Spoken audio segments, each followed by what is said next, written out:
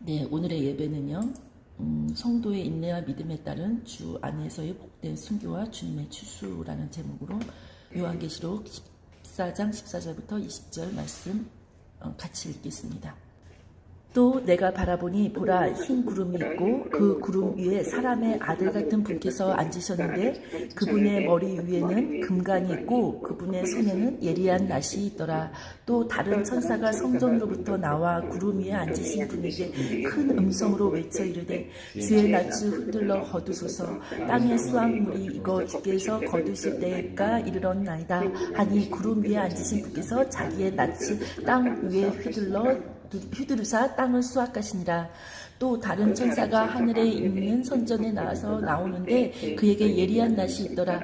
또 불을 다스릴 권능을 가진 또 다른 천사가 제단으로부터 나와 예리한 낫을 가진 자에게 큰 외침으로 외쳐 이르되 너의 예리한 낫을 휘둘러 땅에 포도송이를 모으라. 땅의 포도들이 충분히 익었느니라 하더라. 그 천사가 자기의 낫을 땅에 휘둘러 땅의 포도를 모아 하나님의 진노의 큰 포도즙 틀 속에 던지니 도시 밖에서 그 포도즙 틀이 밟혔고 포도즙 틀에서 피가 나와 말 굴레에까지 닿았으며 1600 스타디온이나 퍼졌더라. 아멘. 아멘. 잠시 기도하고 시작하겠습니다. 하나님 아버지 감사합니다. 저희의 모든 마음속에 주의 말씀을 통하여 우리가 이 땅을 어떻게 살아가야 하는지 알게 하사 주님의 말씀을 읽고 듣고 지키는 자가 되어 복된 주님의 마지막 백성들이 될 수 있게 인도하여 주시옵소서. 하나님께서 이 시간도 성령님을 통해서 진리의 말씀을 듣고 읽고 듣고 깨닫도록 우리의 마음에 깨닫는 마음을 허락하여 주실 것을 믿사옵고 열린 귀를 허락하여 주시고 볼 수 있는 눈을 허락하여 주실 것을 믿사오며 이 모든 것을 사랑에 넘치시고 은혜가 풍성하신 우리 주 예수 그리스도 이름으로 감사하며 기도드렸습니다. 아멘. 네, 우리가 매번 똑같이 말씀드리지만 우리는 거룩한 도시의 백성들입니다. 하늘에 속해하던 땅에 남아있던 우리는 주님의 자녀들입니다. 주님 하나님의 말씀 그리고 예수 그리스도에 대한 증언을 가진 사람들입니다. 그래서 그 모든 말씀에 대해서 하늘에 먼저 올라간 사람들이던 땅에 남아있는 사람들이던 주의 말씀을 지키는 자로서 이 땅에서 순교신앙을 각오한 마음으로 살아가야 되는 마지막 시대의 주자들입니다.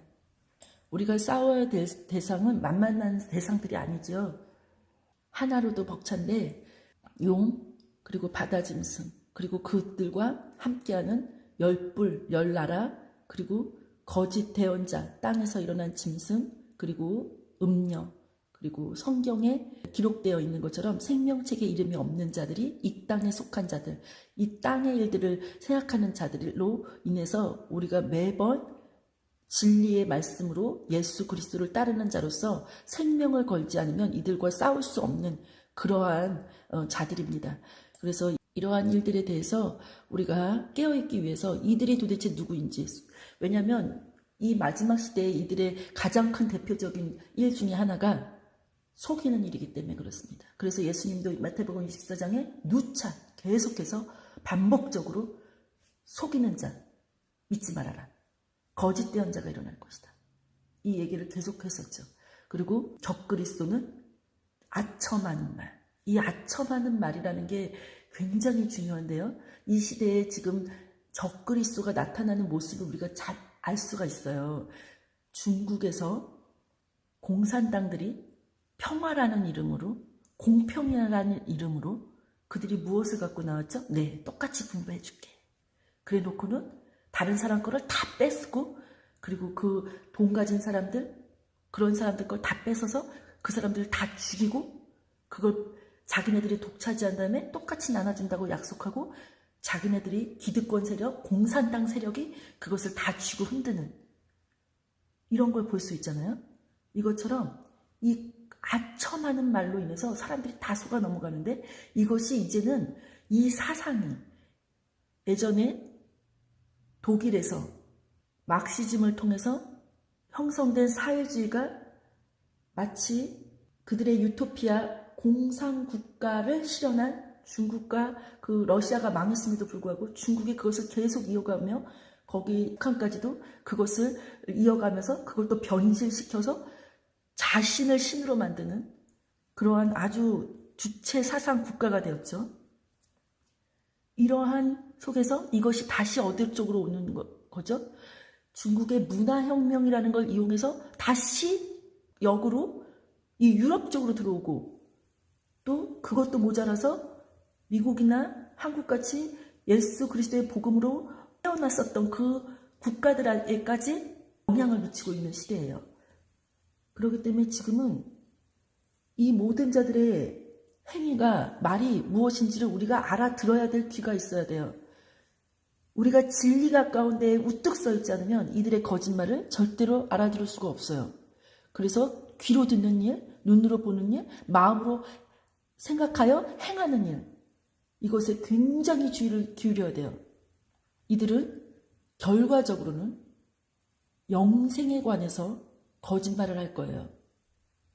그리고 예수 그리스도와 전쟁하기 때문에 우리는 영생에 관한 진리를 바르게 알아야 돼요.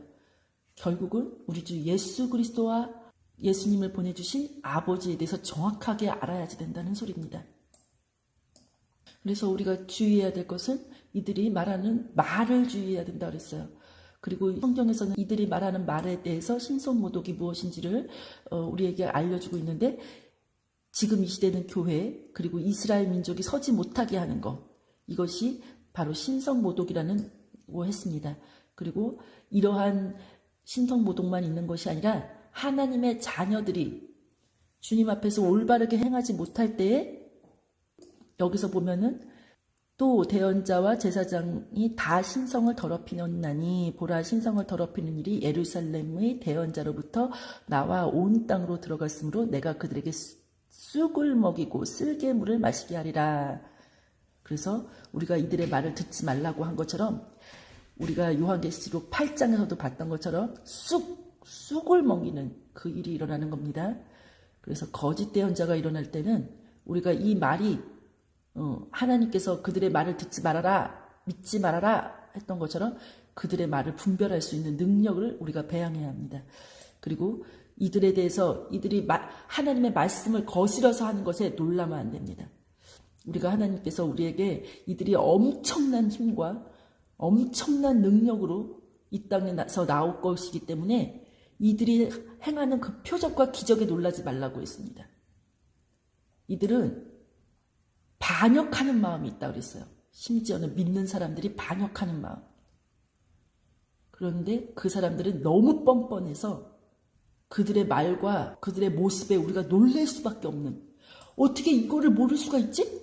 아니 어떻게 저렇게 거짓말을 대놓고 할 수가 있지? 하는 이런 사람들에게 우리가 진짜 경악을 금치 못하잖아요. 근데 그런 사람들을 보고 놀라지 말래요.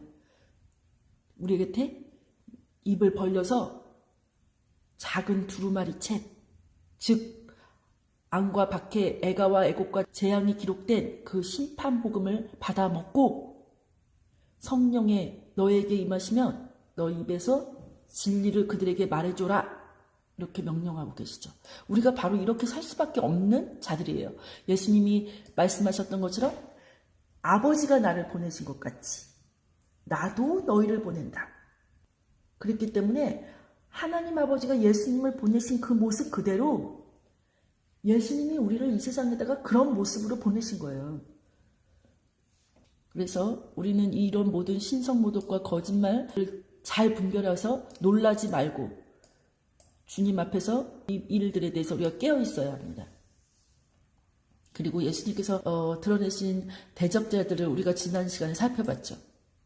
예수님께서 이 모든 것을 통해서 하나님의 말씀을 받았는데, 들었는데 회개가 일어나지 않고 딴 마음, 세상 것 이런 것에 마음이 훅 빠져서 가면 사탄 마귀에게 마음을 빼앗겨서 이 세상의 것으로 자신을 부귀영화, 자기가 좋아하는 길이 마치 하나님의 일인 양 착각해서 자기의 영광을 위해서 사는 사망의 길로 갑니다. 그런데 성령의 음성을 들은 사람은 예수님처럼 겸손과 온유를 배우면서 진리 안에서 서로 사랑하기 때문에 생명을 내어주시기까지 우리를 사랑하신 예수님처럼 우리도 생명을 내어주기까지 하나님의 말씀을 지키고 이웃을 사랑하다가 감으로 죽은 자를 다시 일으켜서 부활시키신다는 약속하신 그 예수 그리스도의 영광, 즉 아버지의 영광이 우리의 영광이 되도록 역사하실 것입니다. 그래서 우리는 항상 이 땅에서도 아버지의 영광을 구하는 자들입니다. 그래서 이 마지막 전쟁은 눈과 귀와 마음을 지키는 전쟁입니다. 특히 우리 주 예수 그리스도께서 우리에게 오셔서 보여주신 그 모든 일을 통해서 마귀가 우리에게 회개하지 못하도록, 우리가 하나님의 말씀을 거슬렸는데도 그건 죄가 아니야. 혹 죄라고 여겼다고 할지라도 그것에 대해서 회개가 일어나지 않게끔 자기를 괜히 정당화하고 자기의 행위를 정당화함으로 배신이 일어나게끔. 근데 하나님께서 배신이 일어나는 자들은 자기의 형제를 죽이는 대로 나아갈 수밖에 없어요. 가룟 유다가 그랬듯이 자기 스승을 죽이는 대로 나아가는 거죠. 그래서 그러한 우리가 가룟 유다를 통해서 뭘 알려주셨죠? 네, 그가 마귀다. 그리고 또 악한 말을 내는 사람들이 있어요. 아까도 위에서부터 보셨지만 예루살렘에서부터 쑥 먹이는 게 나갔다 그랬죠? 예루살렘의 대언자들로부터. 바로 이들이 예수님을 알아보지 못해요. 왜 그렇죠? 그 마음에 딴 생각이 있는 거예요. 그것을 하나님께서 드러내셨죠. 근데 이들은 자기네들이 마귀의 그 생각을 가지고 사람을 죽이려고 하고 의로운 자를 인정하지 않으면서 회개가 안 되면서 예수님 앞에 도리어 마귀라고, 마귀의 힘을 빌려서 한다고 그렇게 덮어씌웠죠. 조금 더 자세히 보게 되면 하나님께서는 이들에게 분명히 너희가 마귀의 씨다. 마귀는 처음부터 살인자고 거짓말쟁인데 너희가 그렇게 그의 길을, 그가 하는 행동을 하려 한다. 이렇게 말해주셨죠. 그리고 이들의 행위를 통해서 회개가 되지 않는 사람들의 그 행위를 우리한테 보여주심으로, 몸소 그들을 상대해 주심으로 우리가 이들이 어떤 자인지를 알게 된 거죠. 하나님께서는 예수 그리스도 외에 다른 것을 얘기하는 걸 마귀라고 했어요. 그들은 다 절도요, 강도예요. 그들은 예수님을 알아볼 수가 없어요.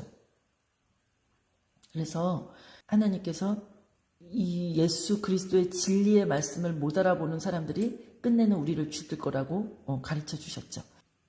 그러면 우리가 저번 시간에 배운 거에서 누구를 발견한 거죠? 네, 당대 제사장이라고 하는 사람의 거짓 선지자 역할을 우리가 알게 됐어요. 요한복음의 11장 47절부터 57절에 보면 이 사람이, 이 대제사장이 대언을 하죠.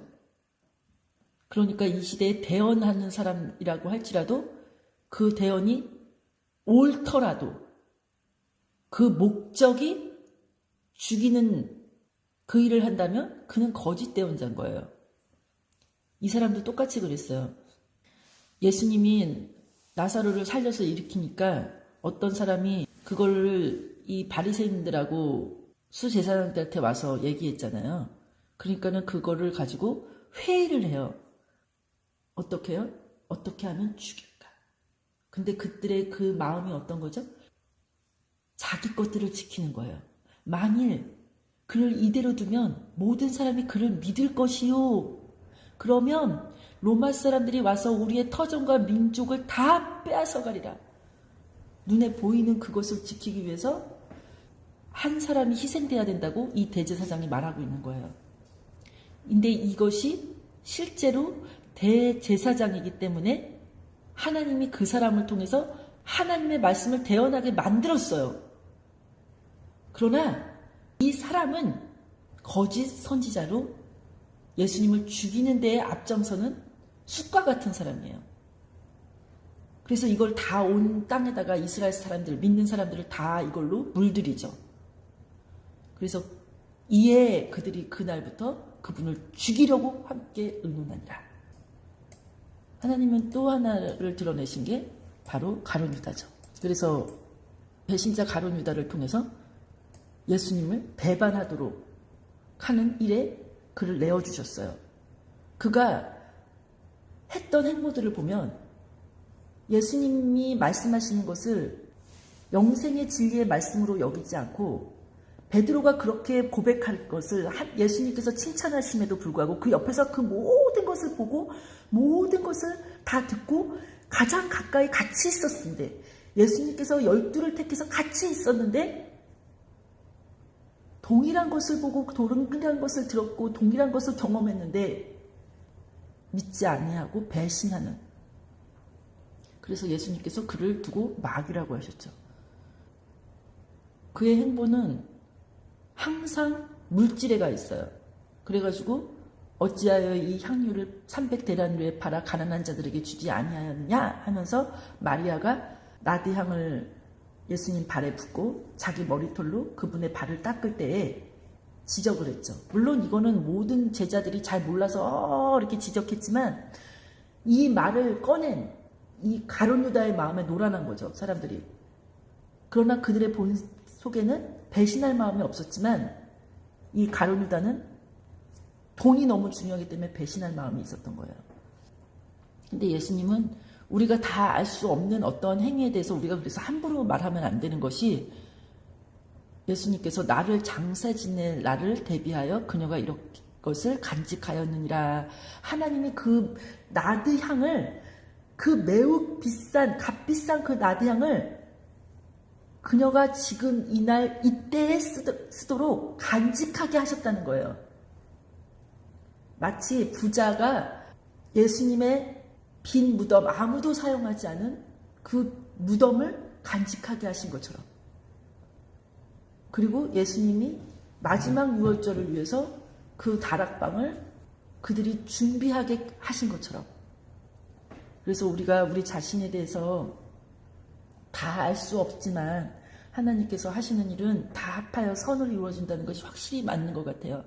그리고 우리가 13장 1절에서부터 27절 정도까지 보면은 마귀가 가룟 유다에게 어떻게 했느냐 그러면 생각 속에 배반할 마음을 넣어주는 거예요. 그러면 예수님이 그걸 아시고 그걸 얘기하시죠. 계속해서 예수님께서 나를 배반할 자가 있다고 말씀하시고 가룟 유다에게 빵을 떼서 주니까 사탄이 그 속으로 쑥 들어가서 그걸 행할 마음을 갖게 하는 거예요. 생각만 하는 게 아니라 이제 몸이 움직여서 그 배반하는 일을 행하게 하는 거죠. 우리가 바로 이런 부분에서 우리의 마음을 지켜야 될 필요성이 있는 거예요. 우리 예수님이 가신 그 길을 우리도 함께 가자고 말하고 계시죠. 우리가 이 모든 것을 다 봤어요. 그래서 우리는 우리의 헛된 영광을 이 땅에서 구하는 것이 아니라 예수님께서 우리에게 조심하라고 말했던 것처럼 우리를 속이려고 하는 이 땅의 것으로 우리의 마음을 빼앗으려고 하는 자들을 우리가 경계해야 되는 거죠. 예수님은 작은 이유로 주 안에서 죽는 자가 복이 있다라고 하셨는데 그것과 상관없이 내 육체가 사는 길을 따라서 가게 하는 사람들, 이런 사람들 조심해야 되죠. 우리가 거기에 한번 속아 넘어가면요, 그 사람들이 거짓말을 하는 것을 타당하다고 여기게 돼요. 백신 맞는 거는 이웃사랑이 아니에요. 그리고 하나님께서는 우리에게 여러 가지 주의해야 될 것, 우리를 속이는 것, 육체를 자랑하는 자들, 땅의 일을 자랑하는 자들, 이생의 자랑을 가진 자들, 안목의 정욕으로 살아가는 자들, 이런 것들을 주님께서 주의하라고 하셨죠. 그래서 모든 것을 통해서 우리가 어떻게 발견했냐면 마귀가 하는 일은 우리에게 거짓말을 통해서 사탄의 생각을 넣어주는 거죠. 근데 이것은 우리가 창세기 3장에서도 보시면 잘 알지만 말을 통해서 거짓말이 전달돼요. 말.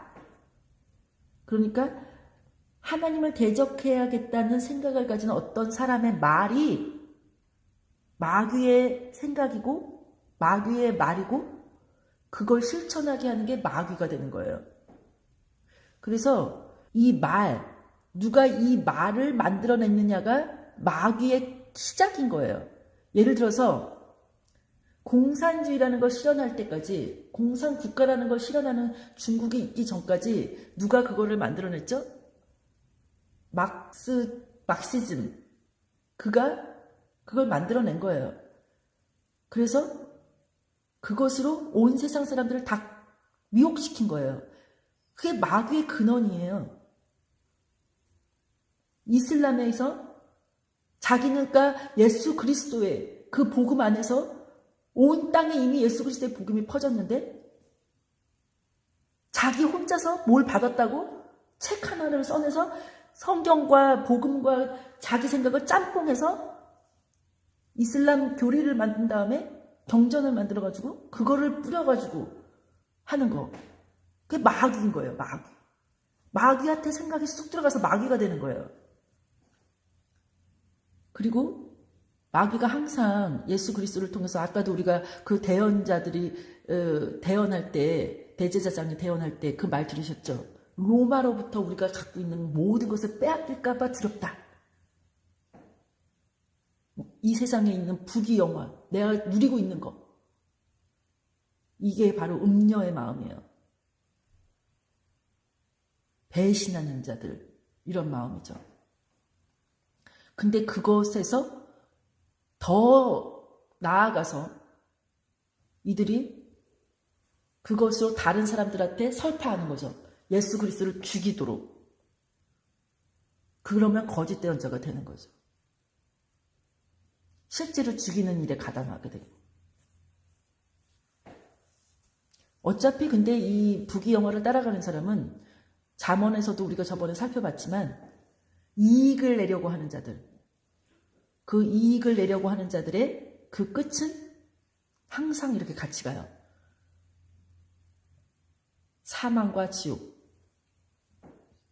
그리고 이들의 이 생각, 배신하려고 하는 그 마음에 있는 생각,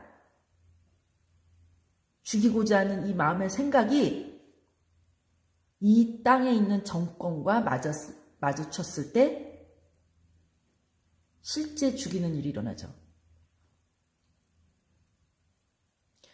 요한복음 18장에 보면은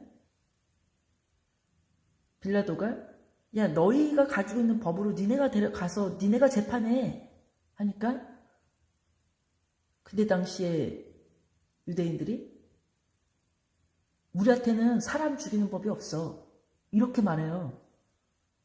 죽이고 싶은 거예요. 살려두고 싶지가 않은 거예요.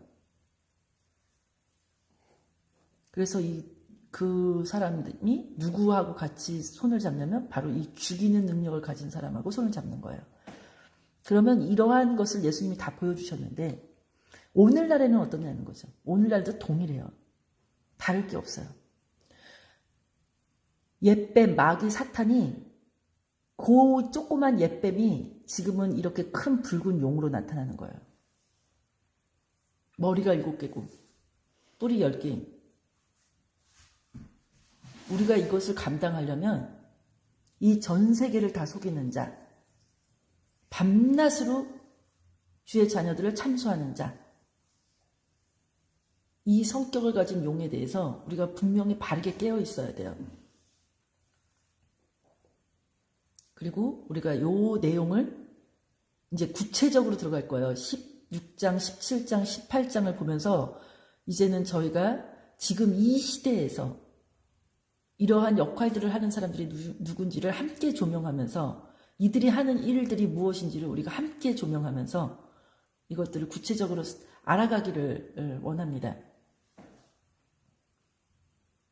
이 시대에는 예수님이 말씀하신 것처럼 쑥 역할을 하는 거짓 대언자가 나타날 것이고요. 그 전에 적그리스도가 먼저 나타나는 그 땅에서 일어나는 일보다 바다에서 불타는 산, 그 에레미야에서는 그거를 바벨론, 그때 당시에 가장 힘이 센 나라를 바벨론, 그 나라가 바다에서 일어나는 거죠. 근데 이 마지막 시대는 다니엘서에 보면 작은 뿔이 자기의 권력이 아니라 다른 자의 권력을 가지고 일어난다는데 그 다른 자의 권력이 누구냐면 마귀의 권력이에요. 마귀의 자리와 권세와 권능을 가지고 나타난다 그랬어요. 그리고 이 거짓 선지자도 이 적그리스도가 했던 행동을 그대로 하고 특히 이 마귀의 말을 한다 그랬어요. 그리고 이 음녀는 결국에는 적그리스도와 거짓 선지자가 용과 함께하는 이 열 나라를 통해서 망하게 되죠. 하나님께서 바벨론이 망하게 하시는 게 하나님 뜻이기 때문에 그걸 그냥 그대로 두세요. 그래서 우리가 항상 깨어있는 것은 바벨론이 무너질 거라는 것을 우리는 알아야만 해요. 이 땅에서 우리의 소망을 두고 살면 안 된다는 소리죠. 우리가 지난 시간에서도 14장 1절부터 5절에 시온산에 서 계신 어린 양과 14만 4천을 봤죠. 이들에 대해서 우리가 계속 조명하고 더 조명할 시간들이 있기를 바랍니다.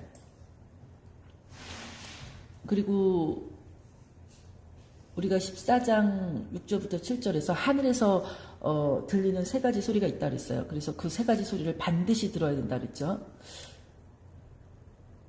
그래서 그 세 가지 소리가 뭐였죠? 네.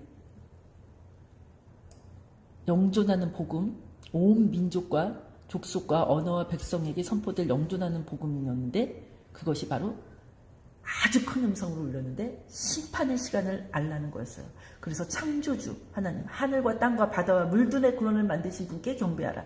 이거는 뭐냐면 하늘과 땅과 바다와 물들의 근원에 하나님의 심판이 임할 것을 말하는 거예요. 창조주 하나님께서 하신 모든 영역에서. 그리고 두 번째 음성인 접근 도시 바벨론이 무너졌도다 부서졌도다. 바벨론이 어떻죠?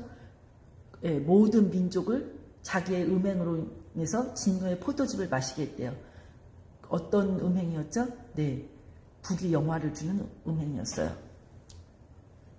그래서 성도들의 피와 하나님의 그 말씀을 지키는 자들의 피로 가득했죠. 그들을 죽이는 역할을 했던 예수님 시대의 대제사장 유대인들처럼. 그래서 예수님이 참 유다 그리고 참 다윗의 왕으로 오신 거죠. 그리고 세 번째로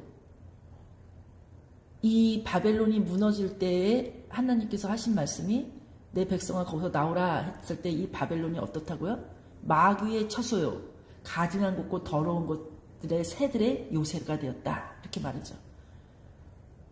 마귀의 처소예요. 마귀의 처소. 그 음성을 듣는 사람은 자신이 이 땅에서 그 짐승과 짐승의 형상과 짐승의 표, 수, 이름. 왜요? 매매를 통해서 내 육체의 삶을 지키게 하려고 하는 그것으로 미혹하는, 그래서 내 영생의 생명을 앗아가려고 하는 자들의 소리에 속지 않는 거예요. 그리고 성령의 음성을 듣게 되죠. 그래서 그 셋째 천사가 날아가면서 여기에 성도들의 인내가 있나니 곧 여기에 하나님의 명령과 예수 그리스도의 믿음을 지키는 자들이 있느니라 하면서 이 표를 받지 못하게 하고 짐승과 짐승의 형상에게 경배하지 못하게 하는 이 세 가지 일을 다 못하게 하는 그러한 말씀을 우리 마음 가운데 심어주시죠. 그랬더니 하늘로부터 음성이 났어요. 이제부터 주 안에서 죽는 자들이 복이 있다.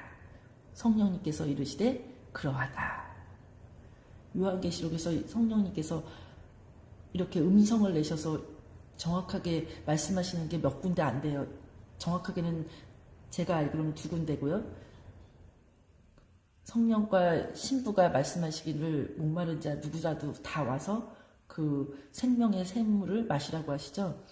생명수를 마시라고 할 때 하고 이거 하고. 그래서 뭐죠?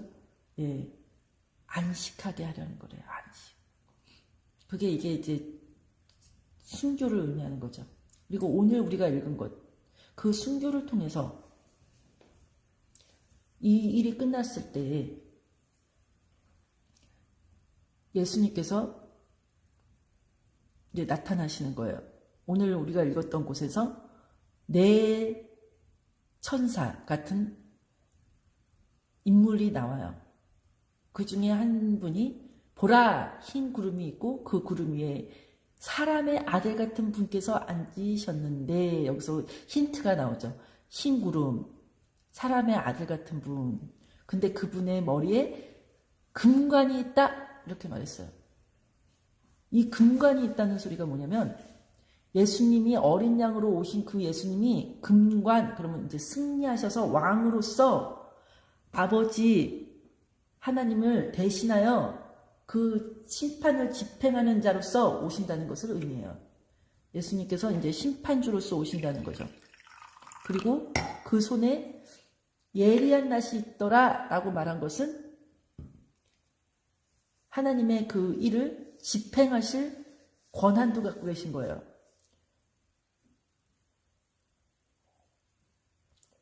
예수님이 우리한테 늘 말씀하셨죠. 때. 내가 다시 너희들을 부르러 올 거야. 그때. 그래서 또 다른 천사가 이 분한테 말씀하죠. 성전에서 나와요. 근데 이 또 다른 천사는 큰 음성으로 외쳐서 주의 낯을 휘둘러 거두소서. 그러니까 주의 낯을. 그러니까 예수 그리스도. 땅의 수확물이 이거 주께서 거두실 때가 이르렀나이다 하니, 구름 위에 앉으신 분께서 자기의 낯을 땅 위에 휘두르사 땅을 수확하시니라.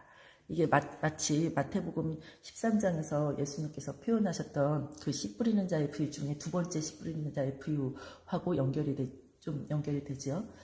그리고 또 17절부터 20절에 보면은 또 다른 천사가 나와요. 이거는 주의 자녀들을 거둬들인 거라면 요 밑에 있는 것은 무엇일까요? 이거는 하나님의 진노의 포도즙잔으로 심판과 관련된 것들이에요. 이것은 성전에서 이제 예수님이 이미 어떤 천사가 나온 거였는데, 여기서도 또 다른 천사가 성전에서 나와요. 그리고 그 손에 예리한 낫이 있었어요.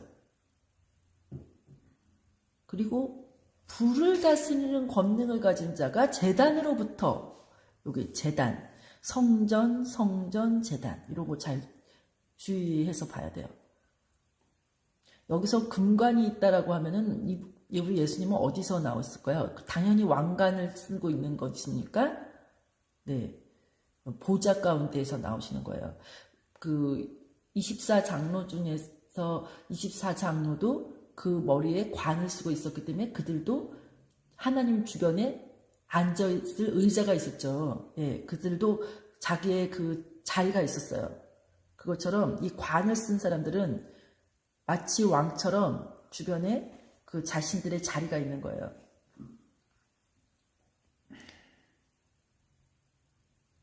그리고 이 불을 다스릴 이 천사가 제단으로부터 나와서 이 또 다른 천사, 즉 성전에서 나오는데 예리한 낯을 가지고 있는 천사한테 땅의 포도송이를 거둬들이라 그래요.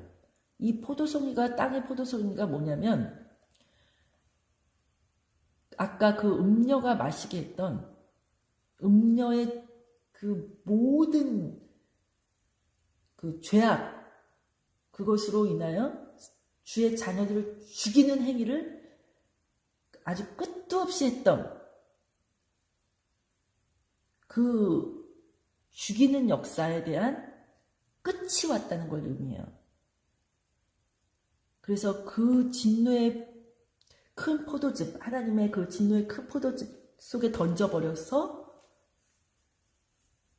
그걸 통해서 이들에게 하나님의 분노를 나타내시죠. 근데 이거는 요한계시록 19장에 보면 연결이 돼요. 예수님께서 옷을 입고 나오실 때 피에 젖으신 옷을 입고 나오시거든요. 그게 요한계시록 19장 15절에 보면 나와요. 그분의 입에서 예리한 검이 나오는데 그분께서 그 검으로 민족들을 치시고 또 철장으로 그를 다스리시리라. 그 다음에 나오는 구절에 이제 15절 뒷부분에서요. 또 그분께서는 전능자 하나님의 맹렬한 진노의 포도즙 틀을 밟으시며 이렇게 기록되어 있어요. 그래서 이 기록들이 구약에도 나와요. 그래서 예레미야서나 뭐 이런 데서도 나오고요. 이사야서 63장에서도 나오고요. 그래서 이 모든 내용에서 보면은 예수님이 시편에서도 나오죠. 자, 그래서 시편에서도 나오는데 거기에서 예수님이 옷이 붉게 물들었다 이런 표현으로 나와요. 바로 예수님의 제자들, 예수님을 따르려고 하는 사람들, 그리고 아버지의 말씀을 지키는 사람들의 그 성도들의 피에 취한 이들의 그 일이 극에 달아가지고 이제 하나님께서 더 이상 그것을 허락하지 않는 그 지경, 그 때가 온 거예요, 이게. 그래서 예수님이 그것을 통해서 이들을 완전히 밟으시죠. 밧산에서 예수님이 피에 젖은 옷으로 나온다 그랬으니까 거기서 이들의 행위를 종식시키는 그런 일을 하실 건가 같아요. 그러니까 이스라엘 안에서도 죽는 일이 어마어마하게 일어난다는 소리죠.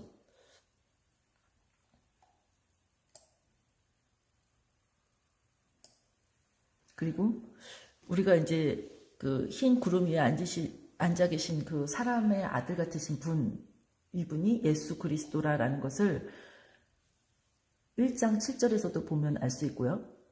그리고 우리가 오늘 읽었던 거하고 거의 비슷하게 10장 1절부터 3절에서도 이 구름으로 옷을 입고 하늘로부터 내려오시는 분을 묘사하고 있고요. 그리고 이 묘사는 다니엘서에서도 있어요.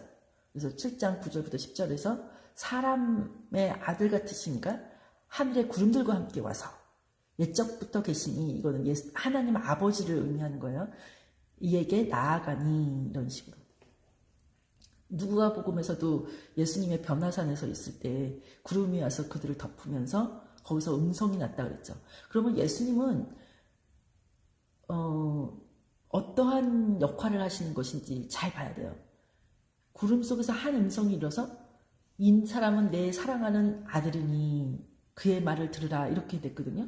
그럼 구름이 의미하는 게 뭐예요? 예전부터 하나님의 임재를 의미해요. 그리고 말씀이 임할 때도 구름에서 하나님의 음성이 났죠. 그리고 에스겔서에서도 이 하나님을 표현할 때 아까 여기서 10장에서 표현했던 거와 동일하게 광채가 났는데 그거는 그 모양은 비 오는 날 구름 속에 있는 무지개 모양 같더라 했어요.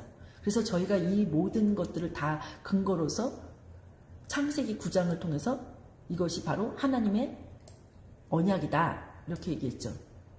어떤 언약이요? 심판 때에 내가 너희를 완전히 멸하지 않고 너희를 구속할 것, 그것에 대한 긍휼, 내가 너희들에게 친절을 베풀 그 긍휼을 내가 기억하게 하는 그 일이다 라고 했어요. 그래서 무지개 속에 그냥 무지개가 뜨면 안 되고 구름 속에 무지개가 떠야 돼요. 무지개가 구름 사이에 있어야 되는 거예요. 무지개가 구름 속에서 보이며 이렇게. 그때 하나님의 완전히 심판으로 다 멸해서 다 죽여버리겠다 하시지 아니하시고 하나님의 긍휼을 기억하신다는 거예요. 이사야서 54장에 보면은 이런 말이 있죠. 오 수태하지 못한 자여 노래할지어다. 아이를 베지 못하고 상고를 치르지 못한 자여 너는 소리내어 노래하고 크게 외칠지어다. 황폐한 자의 아이가 결혼한 아내의 아이보다 더 많음이라. 이런 사람들, 그러니까 이것을 사도 바울은 이방인들이라고 표현했죠.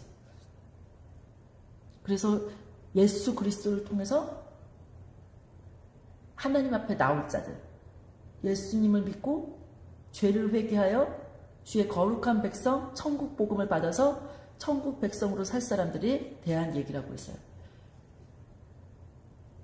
근데 이때 하나님께서 뭐라고 말씀하시면 이들을 향해서 내가 조금 진노하는 중에 내 얼굴을 잠시 내게 숨겼으나 영존하는 친절로 너를 긍휼히 여기리라.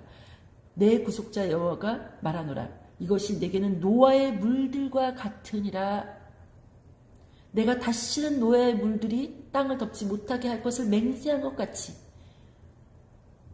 내게 노하지 아니하며 너를 꾸짖지도 아니하기로 맹세하였나니 산들이 떠나가고 작은 산들이 움직일지라도 내 친절이 너를 떠나지 아니하며 내 화평의 언약도 움직이지 아니하리라. 너를 긍휼히 여기는 여호와가 말하노라. 여기서 예수님께서 이런 증언이 여기 그대로 나오는 거예요. 기억하겠다.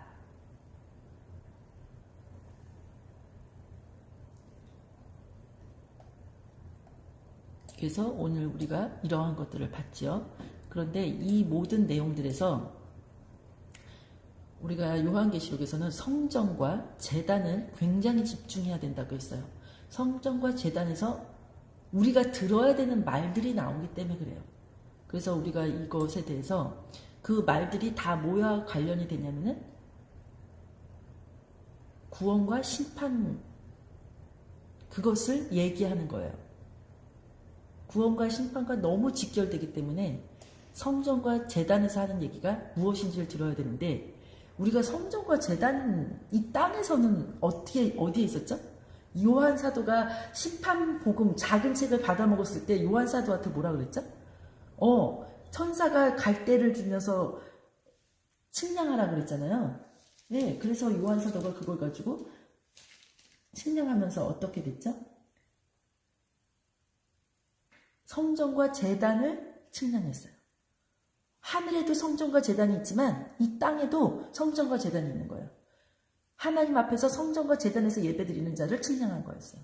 그럼 이들이 하늘에서 성전과 제단에서 하는 일과 연결이 돼요. 이들의 기도와 이들의 하나님 앞에 드려지는 그 행위가 구원과 심판의 때를 하나님께서 이루시는데 직결된다는 거예요. 그래서 8장에 보면은 어떻게 되죠? 네.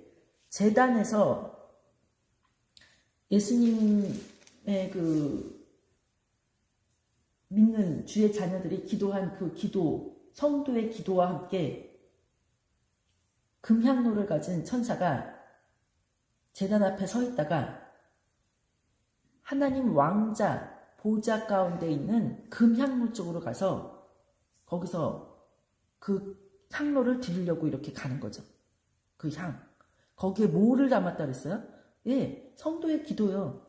이 땅에서 성전과 제단에서 예배드리는 자들의 그 기도요. 하나님이 물론 그 밖에 있는 주의 자녀들의 기도도 다 듣지만 특별히 심판과 관련된 거는 심판의 복음을 받아 먹은 자, 아는 거예요. 이 시대를 보고 분별하는 거예요. 그 힘을 가진 자들, 그 자들이 하는 기도가 있어요. 그래서 기도에도 여러 종류의 기도가 있는데 이 땅의 죄악에 대해서 하나님 앞에서 마음을 막 쓰라리면서 통곡하면서 기도하는 사람들이 있어요. 마치 자신의 죄인 것처럼. 그리고 이 땅에 대해서는 그 불의를 심판할 것을 기도하고 주의 자녀들에 대한 긍휼로 용서해 주실 것을 기도하는 거죠. 특히 제단이라는 것은 죄에 대해서, 의에 대해서 기도한다고 하면 성전 안으로 들어가서 지성소에 들어가서 기도하는 거거든요. 용서, 긍휼의 자리로 들어가는 거거든요. 하나님이 우리를 하나님의 법으로 완전히 하시면 우린 다 죽어요. 그런데 우리 주 예수 그리스도의 보혈의 능력으로 우리가 기도한 기도, 그게 뭐냐면 아브라함처럼 소돔과 고모라가 망할 때 주님 앞에 긍휼을 원하는 기도, 모세가 이스라엘 집 사람들이 주님 앞에 반역할 때 주님 아버지한테 기도했던 용서의 우리를 고쳐서라도 데리고 가달라고, 그를 긍휼히 봐달라고 하는 그 기도 있죠. 그런 기도. 그래서 모세가 요단강을 건너갈 때는 그 마음에서 약간 자신의 그 분노를 표현함으로 인해서 하나님을 거룩히 구별하지 않았다고 하잖아요. 하나님의 말씀들로만 말해야 되는데 하나님이 시킨 것에다가 자기의 분노를 더해버리는 바람에 하나님이 그것 때문에 모세가 그 요단강을 건너서 가나안 땅 복지 거기에 점령하는 대로 못 가게 하셨죠. 그것처럼 하나님이 긍휼을 원하시는 자리에서는 긍휼함을 기도하는 거예요. 그러면서 하나님이 그 사람들에게 어떠한 특별한 죄를 물으신 게 아니라 그들을 데리고 하나님의 약속을 그냥 이루셨죠. 물론 하나님은 그들이 거기 들어가서 무엇을 상상하고 있는지 알고 계셨어요. 마치 우리가 예수 그리스도를 믿으면서도 그 땅에 들어가서, 즉 천국을 침노하는 자들로서 살아가면서 우리가 딴 마음을 가지고 이 땅에서 자꾸 살아가는 그 습관을 못 고치는 그것에 대해서 항상 긍휼을 베푸시는 하나님의 마음. 사사기도 끝도 없는 하나님의 긍휼 아닌가요? 또 보내주시고 또 보내주시고 또 보내주시고 사사들을. 그래서 우리가 이제 그것을 통해서, 이 모든 것을 통해서 하늘에서 성전과 제단에서 예배드리는 자들에 대한 내용을 잘 면밀히 살펴보면, 지난번에도 우리가 이거 한번 봤었는데 성전에 대한 내용은 16번이 나오고요. 제단에 대한 거는 총 8번이 나와요. 요한계시록에. 그런데 이것은 모두 다 성도의 기도와 구원, 하늘나라에서 일어나는 일들과 관련이 돼요. 그래서 구원과 심판에 관련된 일들로 연결이 돼요. 그래서 성전에서 어떤 역사나 어떤 예배가 드려지면 그것으로 인해서 이 땅에서 어떻게 무슨 일이 있는지가 밝혀지고요. 하늘에서 어떠한 예배가 또 드려지거나 그것이 진전이 있으면요, 그 진전에 따라서 이 땅에 있는 일들이 밝히 열어주는 7인을 떼는 역사가 있어요. 예수 그리스도로 어린 양을 통해서요. 그리고 제단에서 부르짖는 소리를 통해서 심판이 준비되는 거예요. 왜? 아까도 제가 말씀드렸지만 제단에서는 하나님의 의에 대한 그 죄가 다 태워지는 자리잖아요. 그래서 그 하나님의 의에 대한 일들이 거기서 막 일어나요. 그 기도가. 그것이 하나님 앞에 심판으로 나타나는 거죠. 그래서 아까도 우리가 잠깐 읽었지만 요한계시록 8장에 보면은 그 향로를 취했던 성도의 기도와 그 여러 가지 향을 함께 취해서 하나님 앞에 금제단에 드리려고 가져갔던 그 천사가 그 향로를 취해서 그것을 제단의 불로 가득 채워가지고 땅에다 던지니까 그 땅에 던질 때 천둥과 번개와 지진이, 그리고 우리가 꼭 들어야 되는 그 음성들이 났죠. 그래서 그 음성을 우리가 듣는 거예요.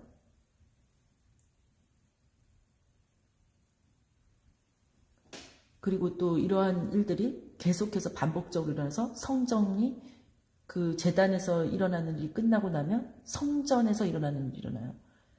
이제 빨리 심판을 하나님이 이 땅에 대해서 계획을 하시는 것이 드러나야 이제 사람들의 피 흘림의 역사가 이제 끝나도록 하나님께서 하셔야 그 다음에 어떻게 되는 거죠?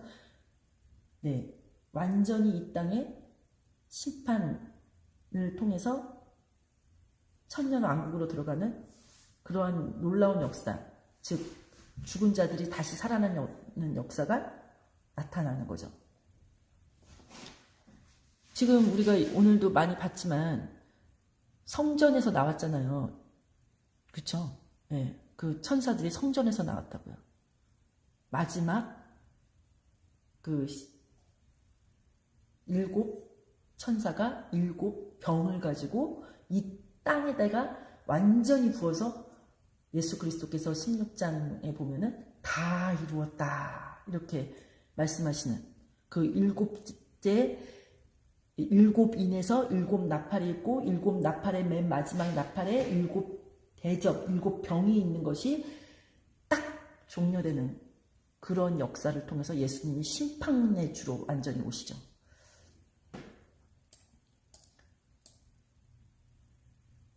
그래서 우리가 이 모든 일들이 일어날 때마다 성전과 제단에서 일어나는 일을 통해서 하늘에서 들리는 소리를 우리가 들어야 된다는 소리예요.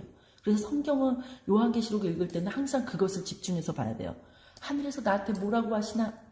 아까 우리가 그거 살펴봤잖아요. 하늘에서 심판의 때를 알아라! 이렇게 말한 거예요. 하나님이 하늘과 바다와 땅과 물들의 근원을 만드신 분께 영광을 돌려라! 라는 그 심판의 때를 알아라! 이거를 들어야 되고요. 바벨론이 무너졌다 무너졌다 이 소식을 들어야 되고요. 거기서 나와라! 이러는 소리를 들어야 되죠. 거기서 그 나오라는 소리를 못 들으면 거기가 얼마나 더러운 곳인지 마귀의 처소인지 아닌지 그거 구분 못하면 못 나오죠. 목숨을 걸어야 나올 수 있다 그랬어요. 그리고 세 번째가 작은 이유로 주 안에서 죽는 자가 복이 있다는 그 말씀을 통해서 어떻게 되는 거죠? 네, 짐승과 짐승의 형상과 짐승의 수와 표를 받지 않는. 그래서 아까도 이거 살펴봤던 건데요. 우리가 이걸 통해서 이제 결국엔 보고자 했던 것은 뭐냐면요. 지금 이 땅에서 어떤 일이 일어날 것인가 라는 거예요. 우리가 나머지는 뭐 매번 봤던 거니까 거두절미하고 우리가 나중에 이걸 더 자세하게 설명하게 될 때가 있을지도 모르겠지만 아까도 계속 제가 말씀드렸던 것처럼 예수 그리스도를 통해서 영생 천국 복음이 전해졌어요. 그러면 그걸 들은 자들의 귀와 눈과 마음이 지켜지는 전쟁이 일어나는 거예요. 못 지키면 세상으로 끌려가는 거예요. 그들의 거짓말에, 그들의 아첨하는 말에 내 마음이 홀딱 뺏기는 거죠. 그러나 주의 자녀들은 이 땅에서 예수 그리스도께서 우리에게 약속하신 것, 내가 마지막 날에 내 이름 안에서 죽은 자들, 바로 그들을 다 다시 살릴 거야. 그 말씀을 믿은 자들, 그래서 이 땅에서 그 말씀을 기억하며 사는 자들, 하늘에다가 내 마음을 둔 자들, 이런 자들은 하나님께서 모든 말씀으로 우리가 때에 따라 양식을 나눠주는 자로서, 아니면 그 때에 따라서 양식을 먹는 자로서 살 수 있도록 길러내시는 거죠. 그러면 가장 중요한 게 뭐냐면 마지막 시대에는 예수님이 말씀하셨던 것처럼 우리가 이렇게 진리에 우뚝 서 있어서 뭘 하라는 거냐는 거죠. 네, 예수님이 하셨던 것처럼 예수님의 행위를 하는 건데요. 그 예수님의 행위가 뭐냐면 이웃을 위하여, 즉 영생 복음을 주기 위하여, 그들에게 진리를 말하기 위하여 내 목숨을 아끼지 않고 내어놓는 거예요.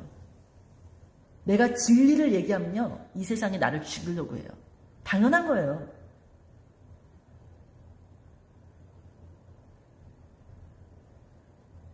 그래서 예수님을 통해서 우리에게 주시고자 했던 아버지 하나님의 성품, 아버지의 성품이 뭐냐면 예수 그리스도가 이 땅에 오셔서 겸손과 온유로 옷을 입고 죽기까지 아버지의 말씀에 순종한 것.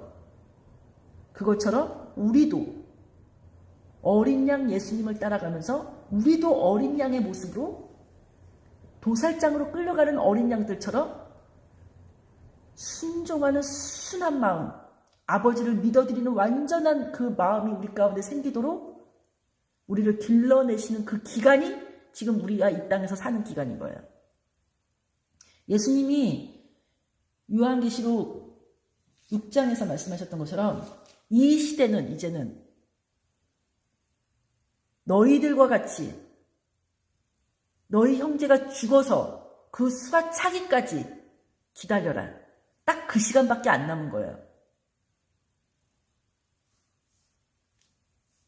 언제 심판이 일어나죠? 그러면 심판은 맨 마지막에 일어나겠지만 7년 대환란이 시작되는 것은 14만 4천이라는 주님이 대언의 영을 부어줘서 온 세상에 주의 말씀을 전파하려고 하는 크고 작은 모든 주의 대언자들, 아버지의 이름이 그 이마에 있는 자들, 그런 자들을 준비시켜서 그 자들이 준비가 되면 그 사람들은 동일한 걸 얘기하겠죠.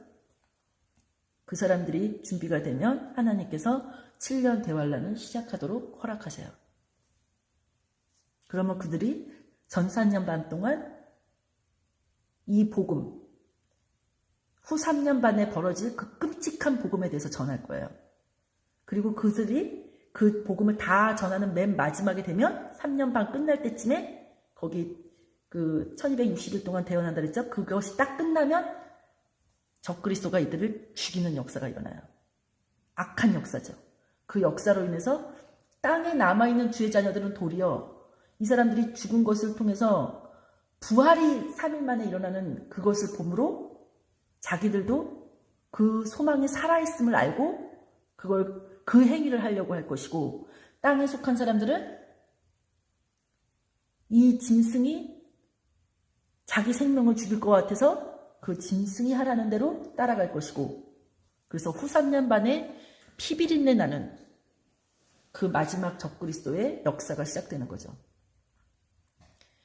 지금 우리가 그러면 이 땅에서 이 영생의 길을 따라가는 사람들은 주 예수 그리스도의 모습을 성경에 써져 있는 것을 잘 면밀히 살펴서 우리가 그 길을 가면 되는데, 도대체 얘네들이 이 마지막 시대에 무슨 거짓말을 어떻게 할 거냐는 거예요. 제가 이 땅에서 나타난 거짓말들을 생각해 봤어요. 이거는 저하고도 관련이 되는데요. 이 마지막 시대에 모든 역사는 여자가 아기를 낳지 못하게 하는 거예요. 즉 여자의 씨를 낳지 못하게 하는 데 있어요. 우리가 요한계시록 12장에서 봤잖아요.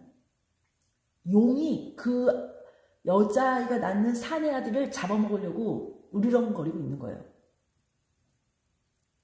근데 이거는 뱀이 하와를 꼬셨던 거하고 똑같아요. 그래서 하나님께서 뱀과 여자 사이에 적개심을 두고 여자의 씨와 뱀의 씨의 사이에 적개심을 둬요. 그러면 누굴 먼저 건드리면 되냐면 여자를 먼저 건드리면 돼요. 그래서 라멕이라는 가인의 후손 중에 3대 손인가 4대 손에서 라멕이 나왔죠. 그 라멕이 어떻게 했죠? 자신들의 부인을 불러서, 자신의 부인, 그것도 한 명도 아니에요. 자기 마음대로 2명 얻었어요. 2명 얻어서 하나님의 말씀을 비틀어서 자기를 위해서 만든 법, 살인법, 폭력의 법을 만들어서 그 자기 부인들에게 명령을 하죠. 그러면 그 부인이 마귀하고 대적할 수가 없는 사람이 돼요. 여자가 먼저 마귀하고 대적을 해야 여자의 씨를 낳을 수 있는데, 여자가 마귀하고 대적을 안 하니 여자의 씨를 어떻게 낳나요? 그래서 잠언에서도 너희 어미의 법을 떠나지 말라 이렇게 말해요.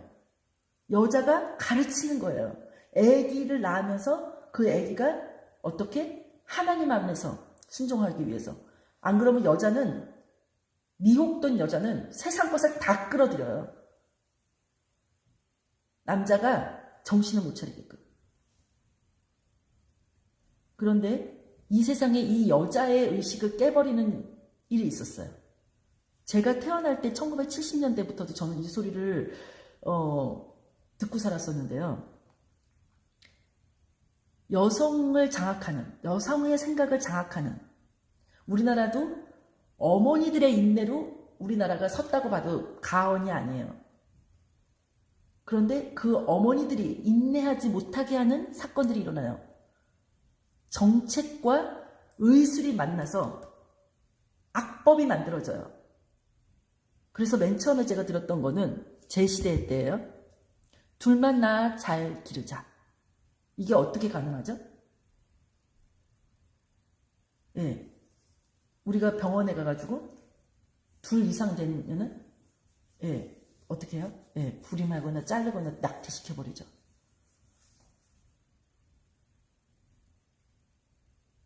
그리고 조금 지나니까 둘도 많다. 아들, 딸 구별 말고 하나만 낳자. 이렇게 해요. 그런데 사람들한테 이때 의료기술로 어떻게 했죠? 애들을 조금 낳으라고 하니까 아들인지 딸인지 구별하는 거예요. 딸이면 죽이고 아들이면 낳고 뭐 이런 것처럼 자기가 막 가족 계획을 해요. 그리고 자기네들이 막 애를 날까 안 날까를 결정해요. 이게 하나님을 완전히 대적하는 법이거든요. 근데 이거를 우리가 뭣도 모르고 그냥 듣고 살았어요. 어렸을 때부터. 그리고 그것을 가능하게 했던 것은 바로 의술이었어요. 의술. 이렇다 보면은 천류를 거슬러서 아동 학대가 일어나요. 어떻게 해요? 뱃속에 말도 못하는 아기를 다 죽이잖아요. 그리고 내 애를 하나 낳으니까 그 애를 완전히 우상단지처럼 키우잖아요. 그리고 이게 더 나아가서 여성 인권이라고 해서 페미니즘 돼가고 낙태가 완전히 이제는 아기 낙태를 점점 그 개월수를 늘리죠.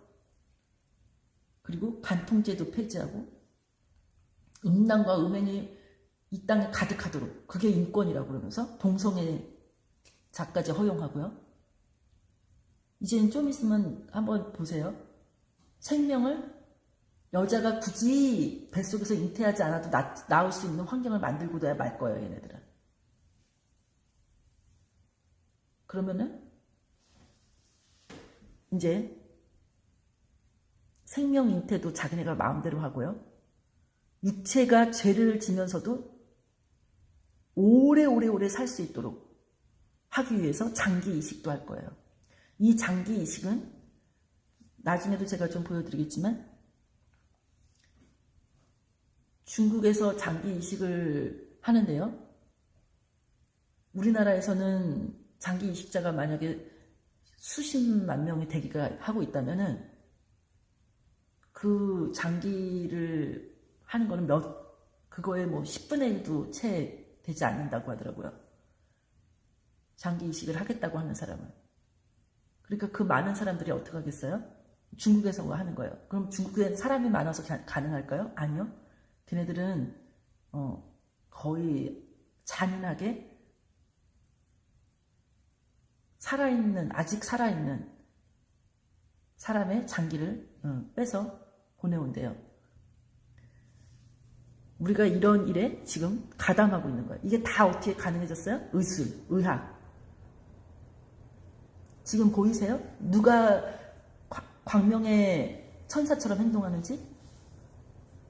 거짓 대언자가 어떠한 모습으로 우리를 속일 건지 보이셔야 돼요. 이 땅에서.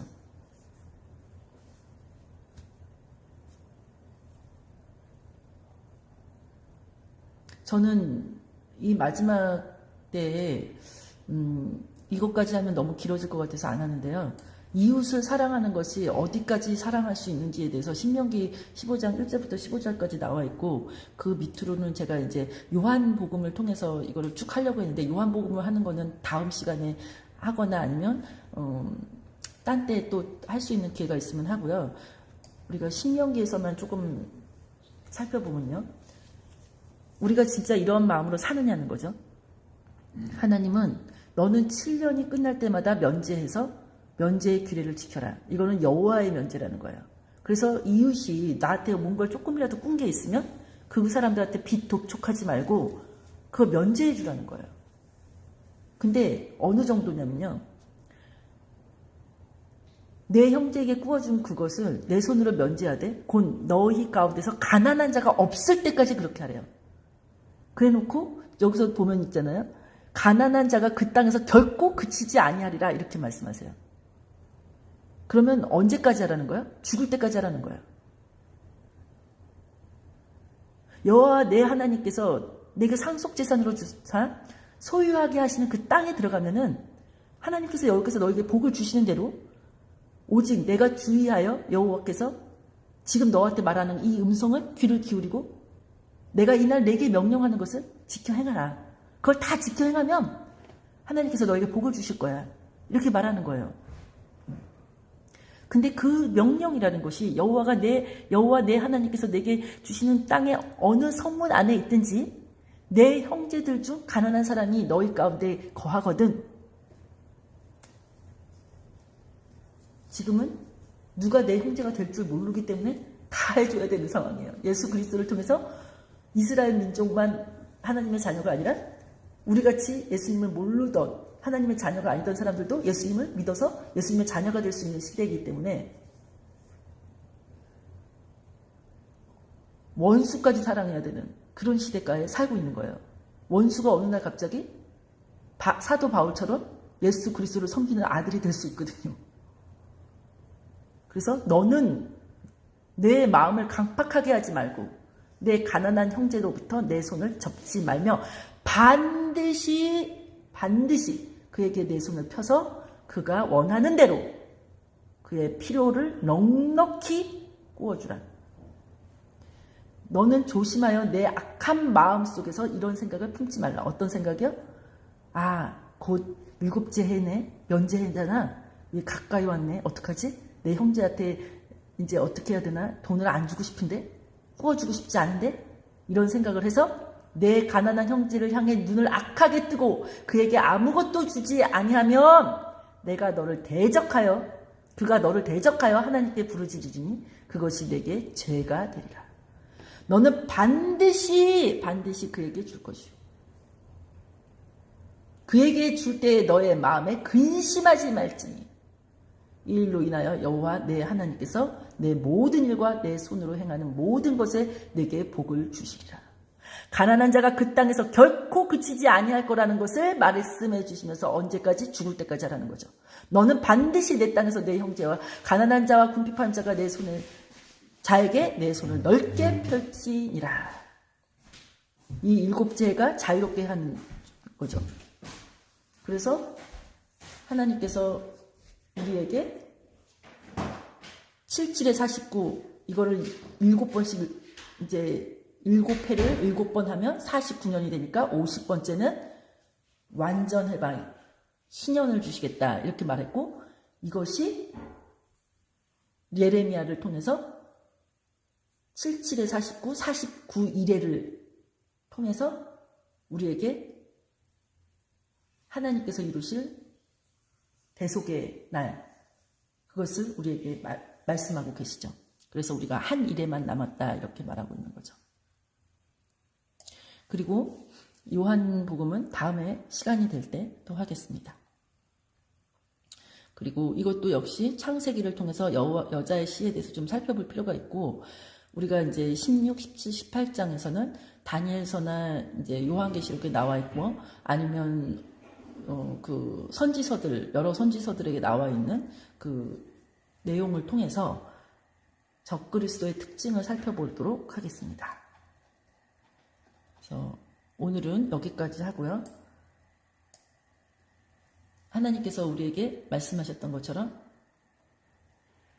마귀의 처소가 되고 온갖 더러운 영과 가증한 것, 부정한 것들의 그 집이 된 그 바벨론에서 내 백성아 너희는 그녀에게서 나오라 하는 음성을 들어야 되고 그녀의 죄들에 참여하는 자가 되지 말고 그녀가 받을 재앙을 받지 말라. 이 음성을 들어야 되겠지요. 네, 여기까지 하고 오늘 말씀은 마치겠습니다. 하나님 아버지 감사합니다. 오늘 주님의 은혜로 주의 말씀을 통해서 우리가 이 마지막 시대를 살아갈 때 어떠한 마음과 어떠한 자세와 그 어떠한 행위를 해야 되는지 우리가 그것들을 살펴보았습니다. 하나님 아버지 이 땅에서 들리는 거짓말들에 우리가 속지 않게 하시고 우리의 눈과 귀와 마음을 지키는 그러한 자들이 될 수 있도록 인도하여 주시옵소서. 주님께서 성령님을 통해서 우리에게 진리의 하나님의 말씀과 예수 그리스도의 말씀을 기억나게 하시고 그분 하나님과 예수님을 아는 그 길로 자라나게 하사 예수님의 행위를 할 수 있도록 우리를 길러내셔서 예수님을 잘 따라가는 그런 자들이 될 수 있도록 우리를 인도하실 것을 믿사옵고 이 모든 것을 사랑에 넘치시고 은혜가 풍성하신 우리 주 하나님 아버지 앞에 예수 그리스도 이름으로 감사하며 기도드렸습니다. 아멘.